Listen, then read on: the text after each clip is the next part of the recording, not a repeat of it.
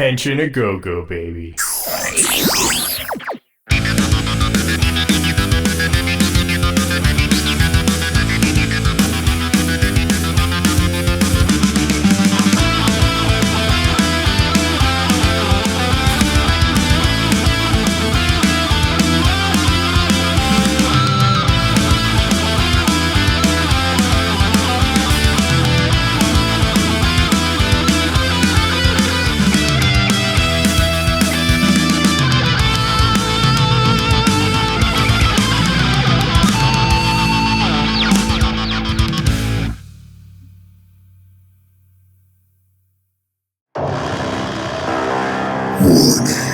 It is a non-stop spoiler onslaught going forward.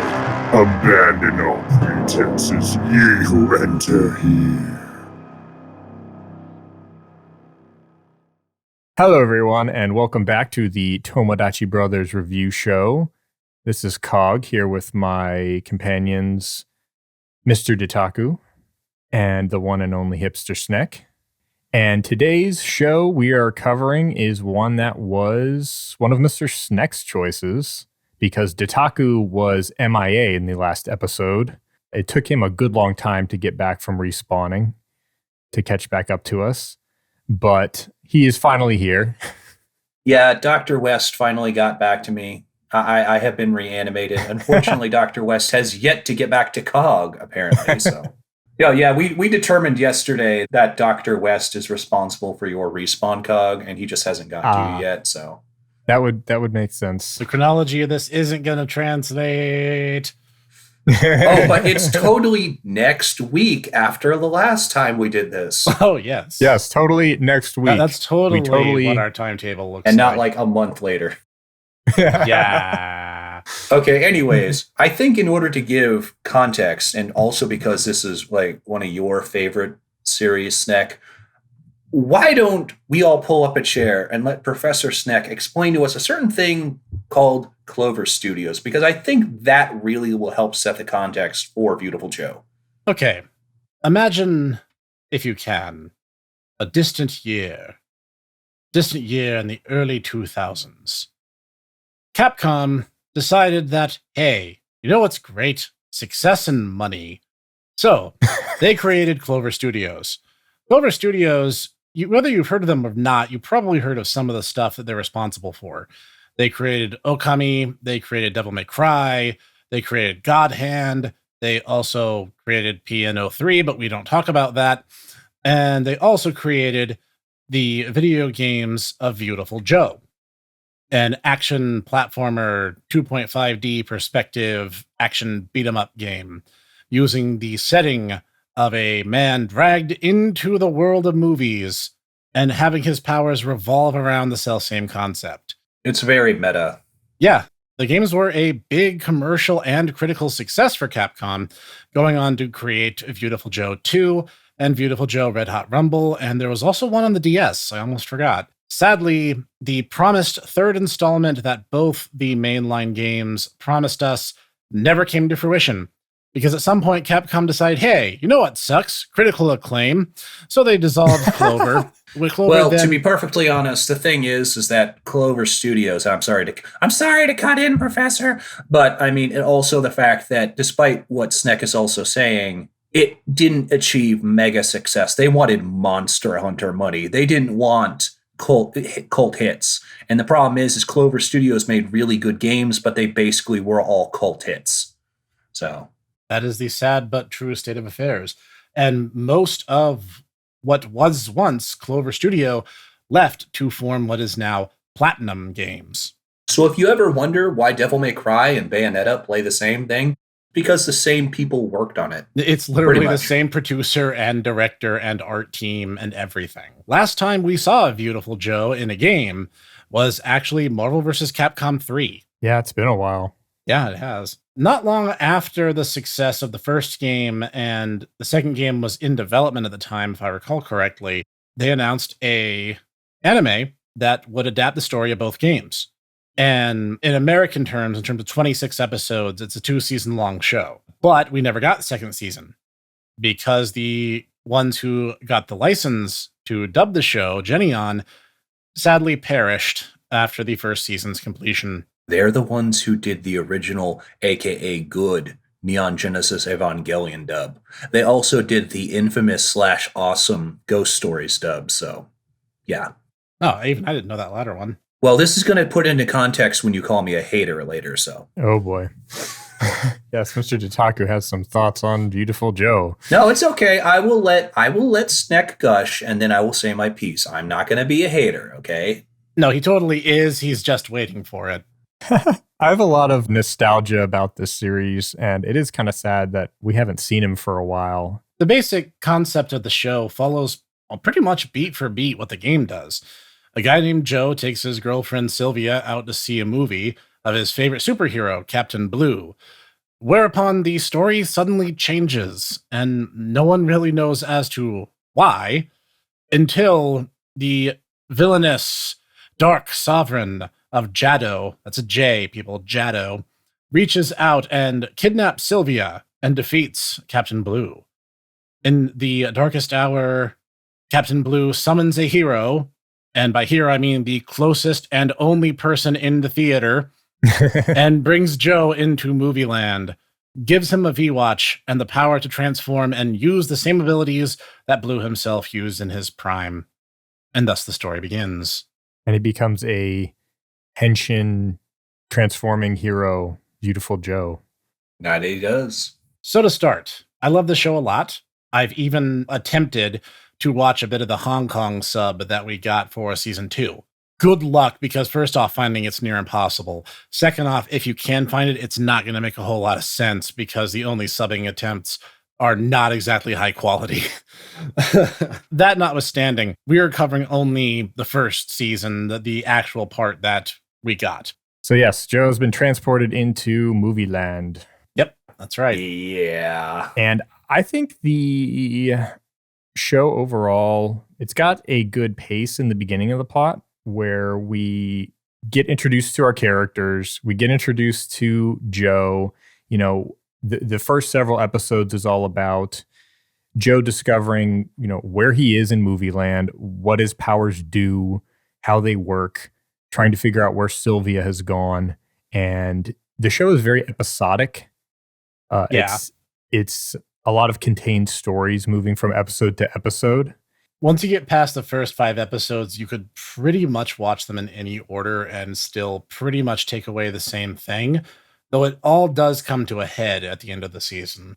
Yes. Which is not the way the game is. The game is very, very tight. Particularly the first one. It's very tight and very just... It's 6 levels long, of course. Yeah. So... Yeah, I have a lot of fond memories of the game, sitting down to play them with Mr. Snek. It's definitely a franchise I very much enjoy. The anime, I would say I have mixed feelings on. It has its weaknesses, but... That it does. But I really enjoy... One of the best elements of this show, I think, really help carry you through despite the episodic nature of it, I think, is just a lot of the self-aware sort of humor that the show has. The games definitely have a lot more obscure film jokes for like the movie buffs and things like that I notice in the games versus what you would get in the anime. There are certain episodes where it kind of pulls out, but yeah, like how many kids are going to get a Some Like It Hot reference? I mean, really. Really. I think probably the most obscure one that I noticed is the recurring joke where they have not Bruce Willis from Die Hard constantly trying to blow Joe up with bombs. Yeah. I mean, he's not even doing it on purpose, but yeah, I mean, I think that's probably the most obscure one. So the episode, well, we do get introduced to some new characters. We have Blue Jr., who eventually shows up, who is effectively the disciple of Captain Blue. He wants to be the next Captain Blue, but meets Viewtiful Joe, and the two become partners in crime. And we follow their... Oh, you're not going to talk about the best character in Red Hot Rumble, who's also an anime original character, Sprocket. She is basically, the game is actually a really good, dare I say it, is actually better than Smash Brothers. If you do one thing, you never touch Sprocket or Bloody Rachel. because those two characters are so much better than everyone else. It is not even funny. But if you do that, it's pretty balanced. Yeah, Sprocket is our first, at least in the anime, our sort of middle management villain. Yep. And she is leading our first crew of villains, which includes, let's see, Hulk Davidson, the big Triceratops looking guy. We have Grand Bruce, who is like a shark man or man shark. It's not quite clear. And then we have Charles III and Fire Leo. Alistair. Oh, yes, and Alistair. Joe's rival. Who I really like, Alistair. I have to say that the anime is much kinder, and you can actually understand what these characters are saying. Yes, that is true. I remember we had to have the subtitles for the video game. It's coming, people. Get ready. Dietaku explosion. In the game, most of them were just completely incomprehensible. And the only one who spoke in a normal, non-digitized voice was Alistair. And honestly, Alistair was a little whiner baby in the games. They make him like a million times cooler for the sake of the anime. Yeah, he is much better in the anime. Snek, that was the joke. He was the Virgil from Devil May Cry to Viewtiful Joe's Dante. But unlike Virgil, where, you are not powerful enough to challenge me. Why did you beat me up? So, yeah, I mean, that was the joke. Whereas in the anime, we have him being much more kind of calm, and he's got this sort of Sun Tzu sort of approach of I must know my enemy, and he kind of just shows up and is observing Joe a lot. It just makes it harder for himself because Joe is the traditional shonen idiot hero. Yes, that's true. He is very much that. He does the right thing when pressed, and he won't ignore a bad situation. But it's clear that he's an idiot. He's easily tricked. He doesn't really focus very well. Easily tricked. Was that what you call it? Okay. He gets tricked the same way like 3 times. Like, whoa, guys, there's like a hamburger store. And they're like, I totally need like a hamburger. Oh no, it's not a hamburger. It's Jado. Oh. Blue Jr. plays the straight man, frequently chastising Joe, even though he's like half Joe's age, and basically being like, you're being an idiot. And Joe's basically just kind of shrugs it off because Joe refuses to learn his lessons. Now, see, I actually really like the reversal there, though, when in this Lagoon episode where, Joe actually does kind of act like an adult, and basically Blue Jr. gets more powerful than him, but through the power of a giant temper tantrum. Joe actually kind of has to be the adult. And it was actually a cool reversal, and it really did show that the two characters are actually friends. Yeah. But yeah, it is kind of eyebrow raising. It's like, he's like 10 and you're in your mid-20s. Why is he the more mature one? Well, with such wonderful lines as, some things in life go deeper than cheeseburgers. And that Viewtiful is lies Joe and slander. Nothing is more important than cheeseburgers. And then Viewtiful Joe, defender of cities and the people that live in those cities and their dogs and kitties and ticks and fleas. Even they gotta live. I love that line. I don't care. I'm just saying it's not the huge masterpiece that you remember from 2005. I've never called it a masterpiece, my good Dietaku. I don't know, man. I mean, says the one who watched half the series, but let's not split hairs over minor details. I watched the entire series 15 years ago. I mean, what? I watched the entire series. I'm mostly giving you static. We really legit been busy. I've never claimed it's a masterpiece. It's an enjoyable action shonen series with lots of comedy. It doesn't really ever take itself super seriously, but that's precisely what I'd want Viewtiful Joe to be. I would agree with you. I think it's fun. It's not perfect, but it's a fun show. It's easy to watch with kids if people are interested. Joe is very much the quintessential bro dude hero. Dude, he's a dude bro. Yeah. No, he's a dude bro. That's what he is. He's exactly that. dude, like, no way. Like, you're saying, like, he speaks, like, with a surfer, lingo, like, I know, crazy, Chaka right? Bra, no. And the thing is, the voice actors are very clearly giving it their all, and there was a lot of sound direction that I know Dietaku didn't care for. I think he exaggerates it a little beyond what it actually is, but at the same time, I respect and understand where he's coming from because it is true. So why don't Dietaku get the rant out of your system? Let's cheeseburger this and have, good criticism good. All right, here we go. All right, so here's the thing. I just want you all to know I really do like the games. My main problem is the fact that basically as Cog said, the entire series is extremely episodic. So you take a game that's really tight, really, really, really well polished, and then just hi, I'm like Joe, and it's like da-da-da-da-da-da-da-da, and I can't stop talking, da-da-da-da-da, early aughts voice acting, I can never stay silent. This is Digimon Tamers levels of we can never actually pause. Okay, I think that's going too far. Then Joe might not be able to talk about cheeseburgers or the fact that he loves his girlfriend so much, but he doesn't know anything about her. And I'm like, wow, okay. And so we have to constantly just have, it's the three wacky bumbling villains, and they never do anything right. And Joe wins again. And it's like, okay. And I get 5 episodes of this. Okay. Blue Jr. actually, unlike what I thought, I actually have to say this. Blue Jr. is actually a really good addition to the series because Joe by himself is insufferable. He just is constantly talking, constantly making quips, and it's better when he actually has someone to bounce off of, even if it is a child sidekick. Part of that is because Blue Jr. doesn't act like the usual child sidekick character. Yeah, honestly, it's funny. I was thinking about it. It's kind of like the Witchblade anime, where the main heroine, Masane Amaha, actually, who is like 21 years old, and then she has her adopted daughter, Riku, who's like 7. And Riku actually is kind of a straight woman to her adopted mother. And yeah, it's unrealistic, but they kind of have the same dynamic between the two of them. Yeah, they totally do. Which honestly, we do need to watch Witchblade because that's a great series. That is and also a fun one. I actually have not seen it.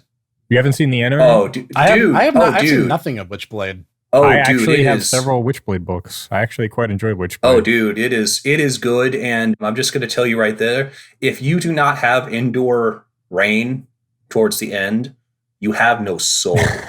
Okay? You have no heart. Even manly men will have indoor raining at the end. It is really, really sad and really touching, I'm just going to say. But no spoilers because we're not doing that one. So anyways, yeah, and it's just constant talking and just, I can only take so much bumbling. And it's just like, I really wanted more. Okay? I wanted more obscure film jokes. I wanted more meta humor.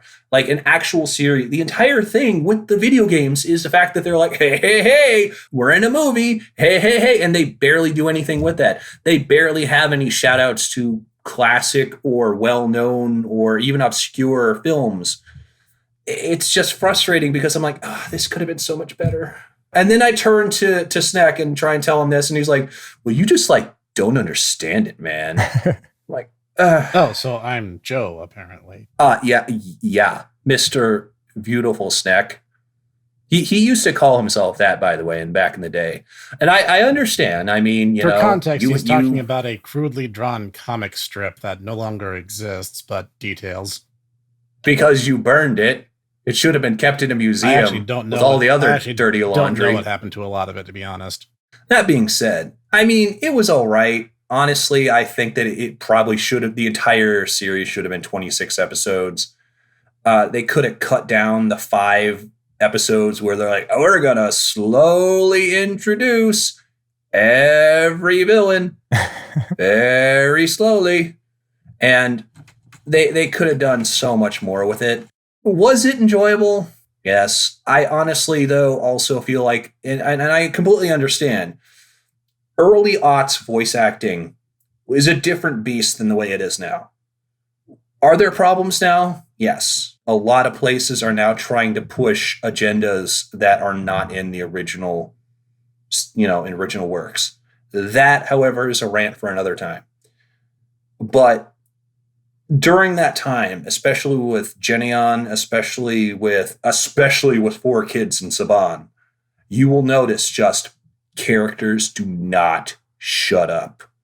Because for whatever reason, I guess they just went, oh, well, if they're not talking, then the children will literally fall asleep because of the Ritalin or something. It was weird back then, okay? So is it the worst thing ever? No.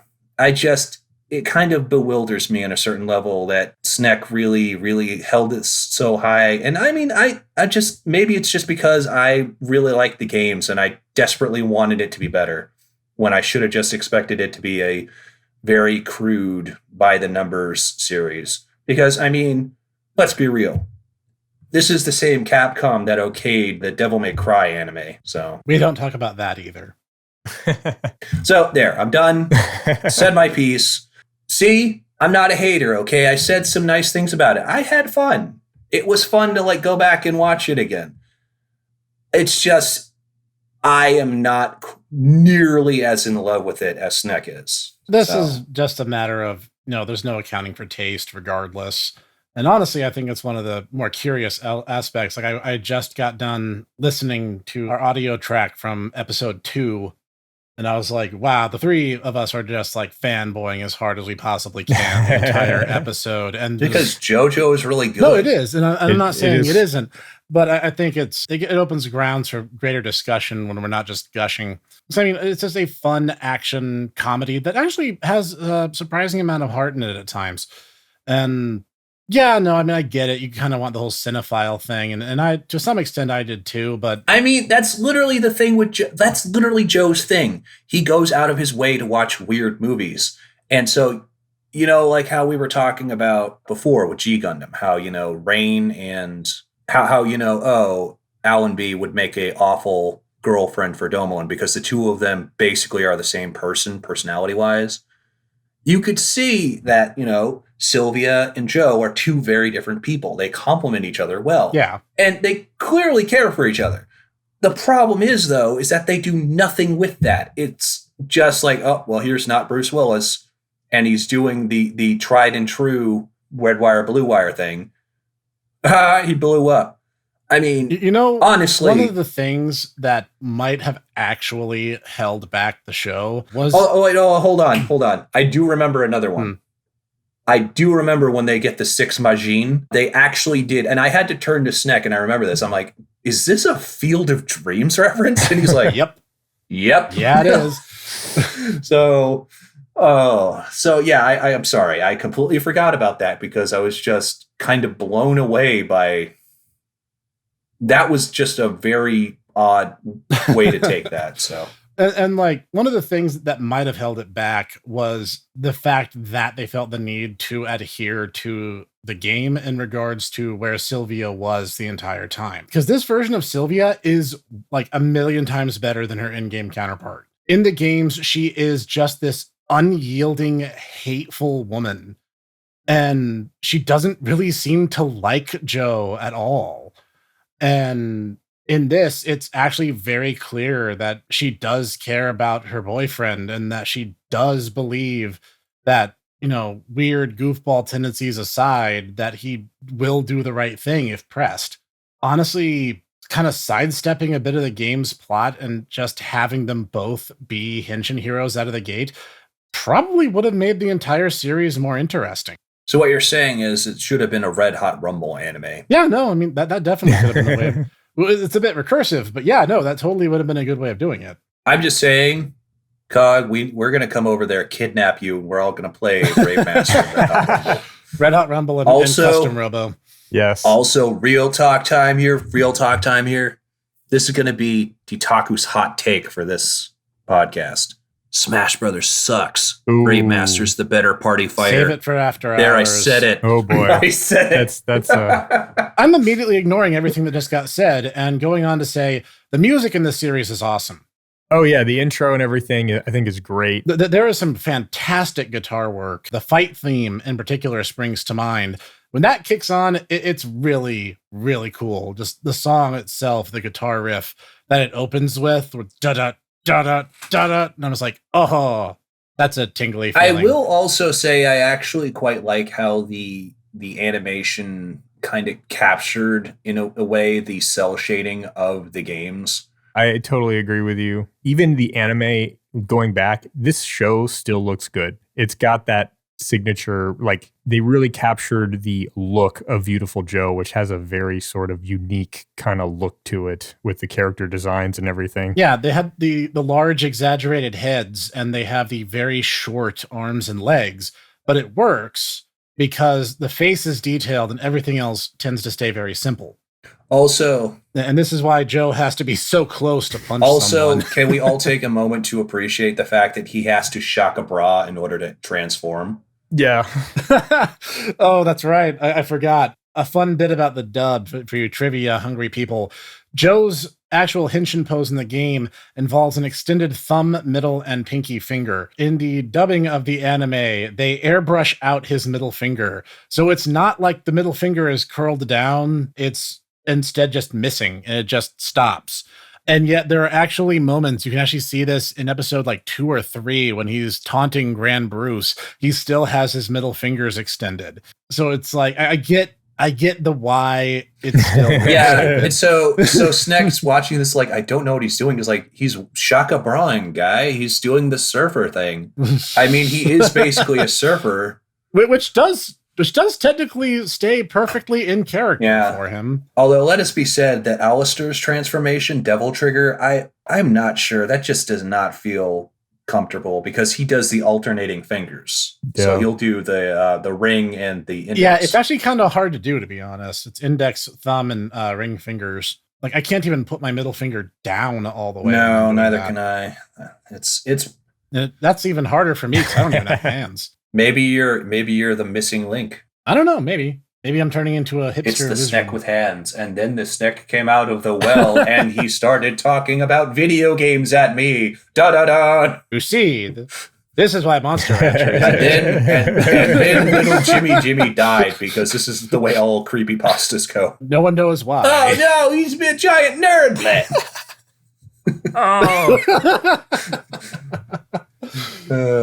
I think it was a tragedy. I think I'm somewhere in the middle with this. I absolutely enjoyed the games along with these guys. The games were just a ton of fun. I have wonderful memories hanging out with Mr. Snek playing through these games. There were just a lot great action platformer games. The show, I actually kind of liked the beginning. I kind of like the beginning elements of how they paced the show, where it was sort of like, okay, let's introduce Joe, and then we're going to have him learn about his powers, and then, you know, it's not all at once like, okay, here's all your powers, and now just beat the bad guys and rinse, lather, repeat. It's very much like, okay, let's introduce the villains. We get to learn kind of about Jado, and then it's somewhere, it's a little more into the middle that sort of felt like, okay, we're getting very episodic now. Once we kind of get all of those elements out of the way, once we've gotten through like the first round of beating the villains, the first go around is when there's a big chunk of episodes in the middle, which, although, have their fun moments, like Snek has said, you could kind of watch them out of order.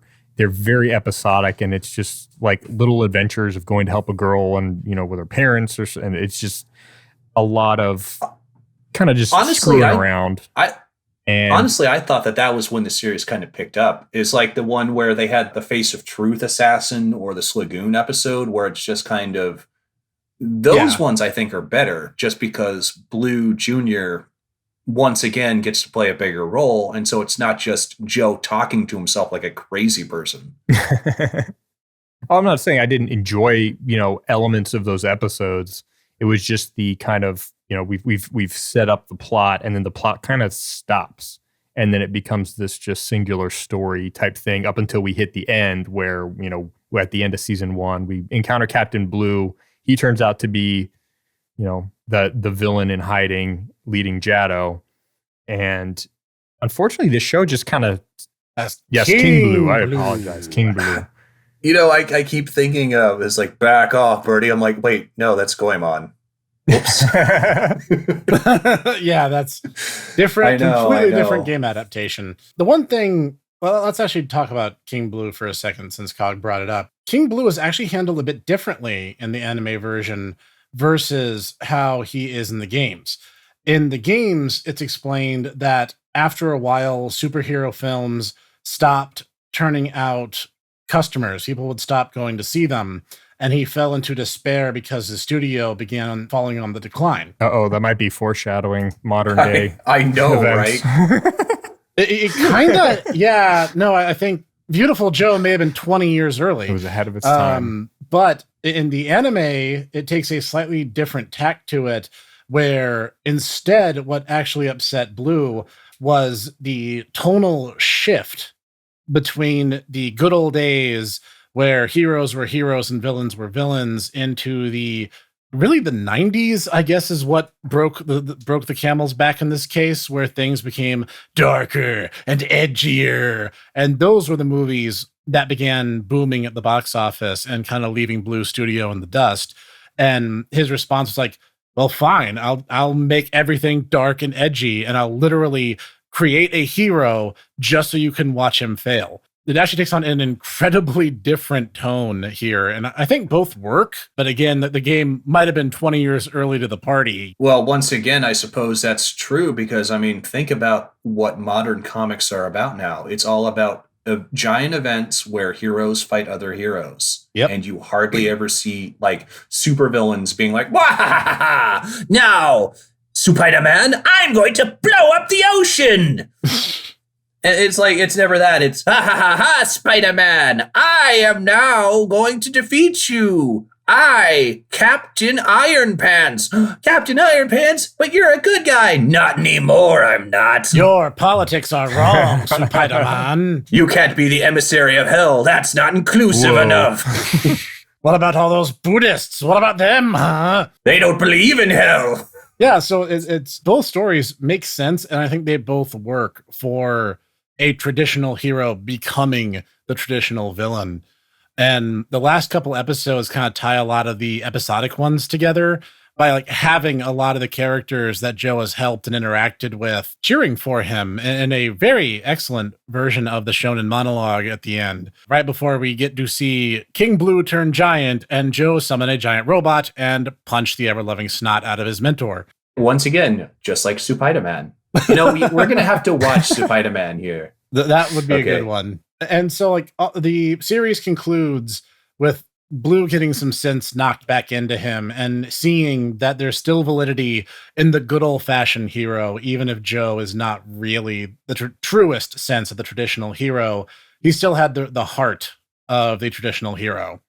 And we see Sylvia get her own V-Watch and become a hero in her own right. Yeah, I was about to say, I think if I recall, the first season just kind of stops. The first season ends where the first game ends.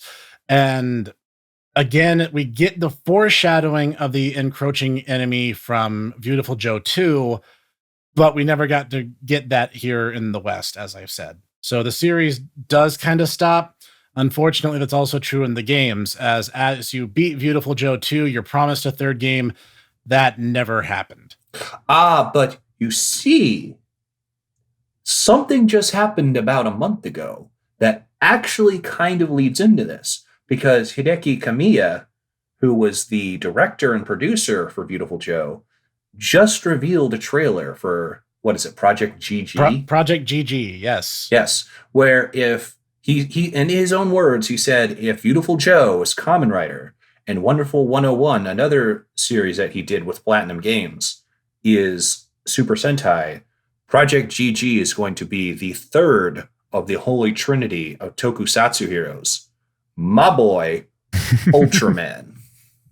It looks great. Like, even just the teaser looks like it's building up to incredible things. So Platinum, and thereby Clover by extension, is still going strong. It may be a shame that Joe never got a satisfying conclusion either in his games or in the anime. But all in all, I think the anime ends on a very high note, especially with Blue going through his redemption arc, even if it involved, some brute force trauma. I mean, you know what? He is in Clover heaven now, and he's eating pizza with Dante and Jean, and also petting Kami, and it's all good. So it's okay. That is true. All in all, as I said, the series is not a masterpiece, but it's an immensely entertaining. It's very fun. It's very family friendly, as Cog said. I would give it an 8 out of 10. Mr. Dietaku? I'm not nearly as, once again, favorable. I think, once again, it has its good points. The animation's really good. As Cog said, it's a very distinctive style, and I think it has, stood the test of time, and it does a very good job of emulating the way the games look. The characters, once again, it's very cool how they were able to translate some pretty weird designs into animation. Also, Sprocket, mwah, baby, you are beautiful. I'm just going to say that. But it is episodic is just not the way it should have been. It should have been way more tight in terms of the way the plot was. It should have been, it honestly should have been 26 episodes. As much as I liked a few of the middle episodes, it really should have had its episode count cut in half. And honestly, once again, the voice acting was not good. But, at the same time, though, I feel like that is a context of the time that it was brought over in. I'm going to say 6 out of 10. It's not bad. You could do way worse. But at the same time, are you, worse for wear if you don't see it? Probably not. That's where I stand. All right, Mr. Cog. And I'm going to say that, again, like I said, I love Viewtiful Joe. I love the games. I think the property itself is a kind of one of those cult classics you have to go dig up if you haven't. And I do think it kind of works in tandem with the games in a way. Like Snek mentioned, it does sort of flesh out in certain ways certain characters. Like we talked about, Alistair's a lot more entertaining, at least for me, in the anime with his... Oh, he has a lot more character, yeah. Yeah, he's got like way more character, and then you get a lot more with Sylvia, and you get to see a lot of the characters from the game kind of fleshed out a lot more. So there are those elements that you don't necessarily get from the games. The anime, again, the artwork, I think the show still looks good. It's silly. It's fun. It's fun to watch with kids. Like Dietaku said, though, it's not perfect. The episodic nature of it, you can skip around a lot. I do like a lot of the music. Overall, for me, I'm going to have to put this one, it's right in the middle of these two guys. I'm going to go about a 7 out of 10. Wow, I suspected that might be the case. You seem to be the fence sitter on this one, so... No, again, I think that makes the conversation more lively. Yeah, again, I suppose that's true. Taste will always just be that unquantifiable separator of the three of us. But again, that's what makes each of us, that's what makes each of us special. We're so special. Oh, ooh, that's so nice. Just like everyone else. There you had to ruin it. You had to ruin it. There's our wet blanket for the evening. But wait, Snek, is it time? Is it time? Oh, okay. So, ladies and gentlemen, this is a important time. You see, we have already done the roulette for this. We are going to do You Love Your Mom? Enter 2 7-hit multi-target Noble Phantasm. Who can actually say the name? Who can actually say the full title? It's Okasan Online, okay? It's Okasan Online. Do You Love Your Mom and her 2-hit multi-target attacks? Do you love your mom and her 7-hit multi-target Noble Phantasm? I mean, what? That's Fate Grand Order. Yes, this was another win for Mr. Snek. But we, because of the fact that Cog has never gotten a successful hit, we have decided on this. Oh, we'll do that. How about we do that after we do the next episode? Okay, but next time you get to look forward to Sudden Death Round Cog Roulette. Yes. Cog gets to pick 5 series, and then we have the extra actual bullets, which is going to be random. So look forward to that next time, ladies and This gentlemen. is all because I have the luck of the Irish, unfortunately. Yeah, you have luck E, just like Caholen. Whereas Mr. Snek, as I recall, has gotten like 3 in a row now with between Log Horizon.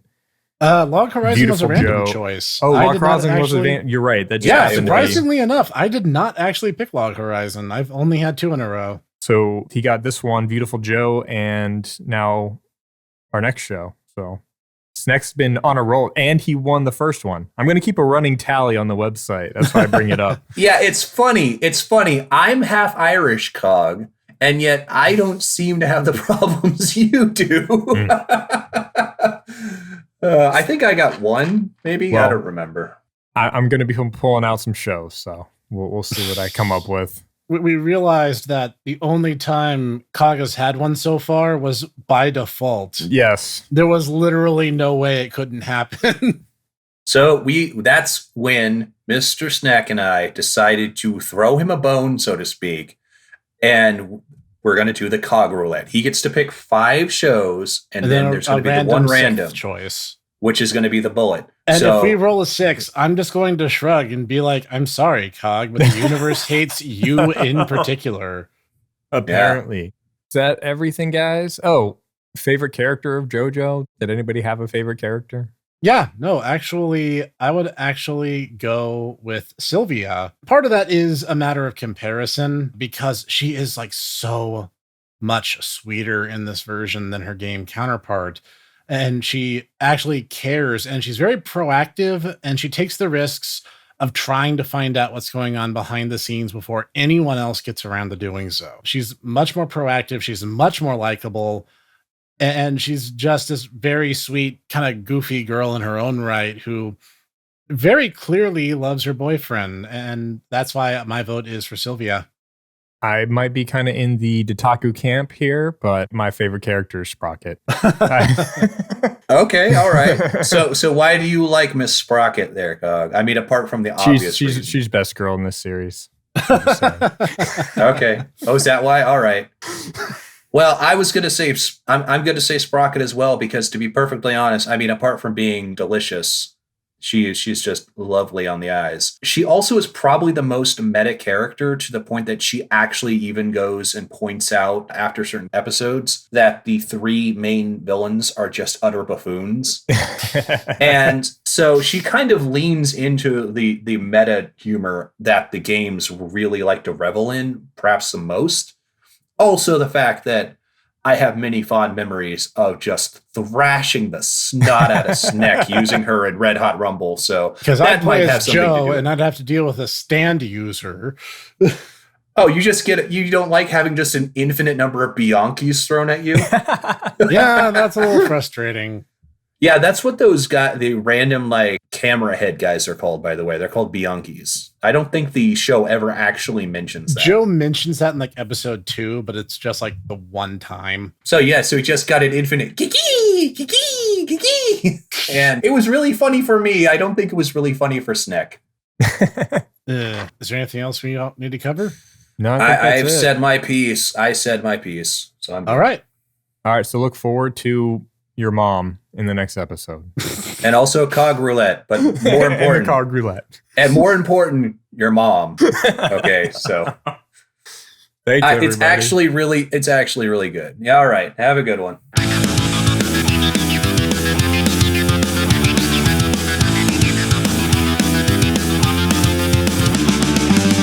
Thank you for listening to the Tomodachi Brothers Review Podcast, produced and recorded by the Hipster Snek, Dietaku, and Cog. Sound design and editing by executive producer Sean Taylor Brown with Cog Sound Engineering. Music written and performed by Sean Taylor Brown with Kostas Vass of Core Insight Studio on the drums. We hope you enjoyed this episode. See you next time.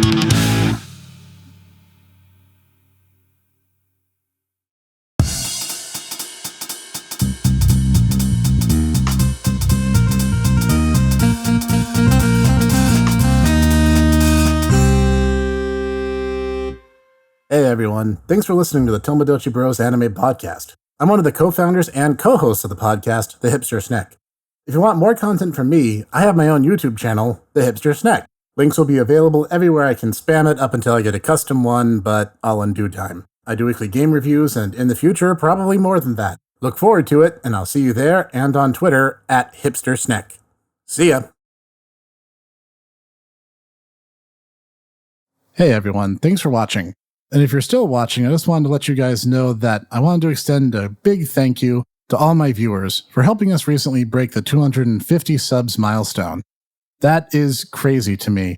The fact that we did it so quickly is all thanks to you and you guys supporting me, and it means the world to me. So I want to give a little something back in return.